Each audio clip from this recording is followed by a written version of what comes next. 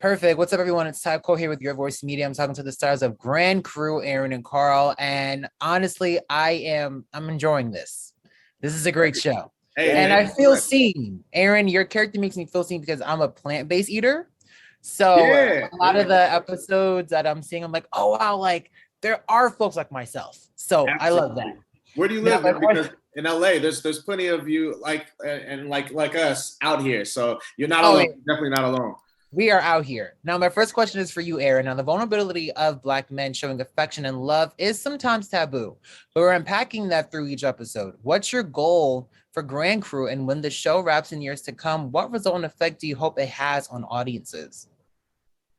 Yeah, I think there's a few things that come to mind. I think one would be that the audience no longer sees blackness as this monolithic sort of experience, right? That they see as that they see the black race as more human, and that somehow we've humanized ourselves through this show. And then, like you said, sort of just hopefully giving permission to people to be more, to Black people, especially Black men and women, to be vulnerable, to be themselves.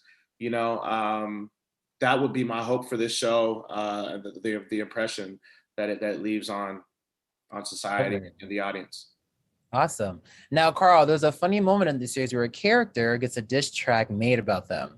Now, recently, Kanye apparently made one about Pete Davidson. Of course, we don't want one, but in the spirit of fun, what rapper would you be intrigued by if they made a diss record about you? Oh man, I would want to know why any rapper would be coming at me, but I guess if Drake made a diss track about me, because he cuts deep, That would be wild. That'd be wild. That'd be wild. I wouldn't want a diss track from Gunna. You know, we pushing P right now, Yeah. and if he gets on a few people in that song, that I'm like, oh, I also wouldn't want to. I wouldn't want to push a T. Woo! You talking about cutting deep? Yeah. I don't know. That might be a little bit too much for me to handle. I'm still stinging from the last one he dropped. Yeah. A lot going on. Now, in the show as well, there is King Tut. Okay. Now, apparently, one of your characters, they really celebrate their wins in a certain fun way. Now, how do you both celebrate your wins when you accomplish something really huge? Let's start with you, Aaron.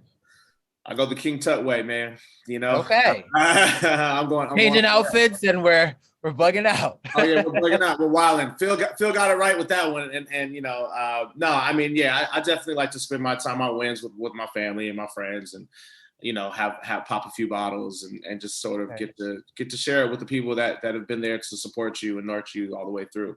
But yeah, it's funny. My brother laughed about that episode because when I was younger, I used to change throughout the day a lot. Actually, go from one outfit to one outfit. He laughed about that.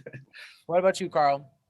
Eating and drinking for me. I'm hitting some wings and beer. I'm a big sports bar type of dude. Are they lemon pepper wings? Because that has us in a chokehold right now. Oh yeah, always. Lemon pepper. When my Wingstop order is 10, 5 original hot, 5 lemon pepper, and all flats. I'm a flat dude. I know you said no drumsticks. Man, you said you plant-based. You ain't got no authority on that. We got cauliflower drumstick wings over here. Okay, that's ridiculous. Wait, they got cauliflower drumstick. Yes, a homeboy of mine made me some cauliflower drumstick wings. I was like, oh, this is pretty fire. So I'm like, don't knock it. All right. I ain't gonna knock it until I try it, but I probably ain't gonna try it. So I've had buffalo cauliflower before. It's not bad. It's different. It's vegan ranch, Yeah, but yeah, I'm on a real big Korean barbecue kick right now. So that's what I did for my birthday a couple weeks ago. Went out with the homies. Happy belated. Thank you so much. Went out and celebrated with the homies at Korean barbecue, and that's all you can eat. That's fun. You cook it yourself. That's fun for me. I'm loving that. I'm loving that right now. So that's pretty much how I celebrate. Food and drinks. That's my favorite thing. And bad food. Like I know bad food for sure. Unhealthy food. Yeah. Now, a question for both of you is this. There's a lot of challenges that characters go through in order to achieve better versions of themselves, including an episode on negotiations. Now, is there any challenge you saw in the show a character overcame that motivated you in your real life that you need to overcome? Let's start with you, Carl. I definitely think Sherm is very much a shell, like a hard outer shell type of dude. And sometimes I think that I have that too. And so definitely being more vulnerable and stuff in my real life is and trusting a little bit more is something that I definitely took from my character in the show for sure. Awesome. Aaron? Ooh, that's a good question. Let me think. What's happening this season? Well, I think what Nikki goes through in this episode that's coming up, so I don't want to give too much away, but as far as just sort of trusting oneself a little bit more, you know what I mean? I think that inspired me. If I'm remembering it correctly, sorry, it's been a little bit since we. Oh, you're on the right track. I've binged all of them. Okay, cool. So they're fresh in your mind. I'm like, man, okay, cool. Let me go through.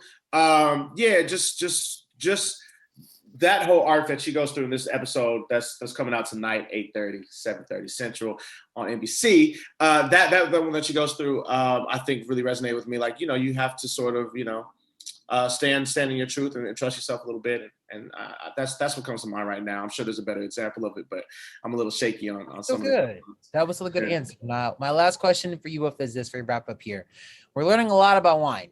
I mean, Faye kind of gives us the rundown. I feel like in every episode of like a wine that came from Argentina and things of that nature. So what's your favorite kind of wine that you could recommend? For me, it's a Malbec. Like I like the red, dark, sweet wines. Because I come from the school of Carlo Rossi, so I need that sweetness in mine for sure. But I also like it to be stronger, like a little bit, like you could taste that you're drinking alcohol in the wine. So I think Cab Sauv and Cabernet Sauvignons and then Malbecs are my two favorites. Awesome.